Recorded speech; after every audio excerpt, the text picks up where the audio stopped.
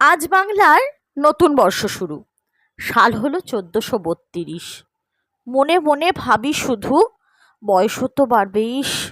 ভুলে গিয়ে ওসব চিন্তা, লুচি ভাজতে এলাম। আলুর দমটাই মানাতো ভালো, তবু চানা মশলাই বানালাম। নববর্ষের প্রথম দিনে খেলাম দারুণ জলখাবার।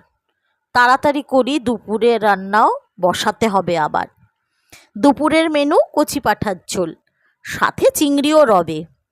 আজকে তবে ওল দিয়ে নয়, ঢেঁড়স চিংড়ি হবে। বৈশাখ মাসে আমের চাটনি হবে না তা কখনোই নয়। শেষের পাতে চাটনি পেলে খাবারটা বেশ জমজমাটি হয়। সবাই মিলে আনন্দ করে সকালটা কাটালাম। বিকেলে তাই নতুন জামা পরে বাবার বাড়ি চললাম। নতুন বছর দারুণ কাটুক করি এই কামনায়, সাথে তোমাদের সবার ভালোবাসা আরও বেশি যেন পাই।